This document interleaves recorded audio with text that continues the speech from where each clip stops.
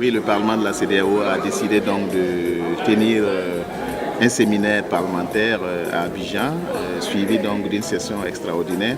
Le séminaire parlementaire porte sur la zone de libre-échange en Afrique, les défis et les perspectives pour la mise en œuvre donc, de cette zone de libre-échange. On voit qu'il y a beaucoup de pessimisme lié au fait que les parlementaires que nous sommes, quand on regarde l'expérience des zones de libre-échange comme la CEDEAO, la CEMAC, etc., qui jusqu'à présent n'ont pas encore produit des résultats palpables et tangibles en termes de libre circulation des personnes et des biens, en termes de libre-échange économique et douanière, etc.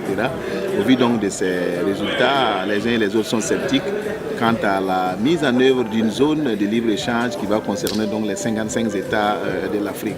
Mais bon, qu'à cela ne tienne, pensons que ce sont des chemins dans lesquels les peuples africains doivent s'inscrire parce que ça va permettre donc d'élever les barrières, d'apporter le développement, d'apporter l'emploi pour les jeunes et créer donc des conditions pour une émergence prochaine de l'Afrique. C'est d'abord de voir comment nous les parlementaires, nous pouvons contribuer donc à la mise en œuvre de cette libre circulation des personnes et des biens. C'est aussi d'élever véritablement les barrières tarifaires et non tarifaires qui entravent véritablement la libre circulation des personnes et des biens. Le Parlement de la CEDEAO, il y a quelques mois, a initié des missions d'information aux différents corridors des pays et malheureusement on a constaté qu'il y a toujours les citoyens sont toujours malmenés quand on veut quitter, passer d'une frontière à une autre.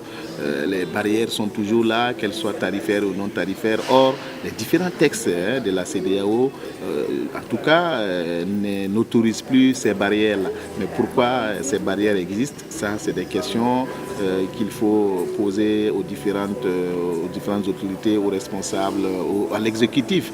Parce qu'il y a les policiers, les douaniers, les gendarmes qui, en tout cas, occasionnent toutes sortes de tracasseries au niveau des différentes frontières et qui, malheureusement, contribuent à ralentir malheureusement le développement et l'intégration sous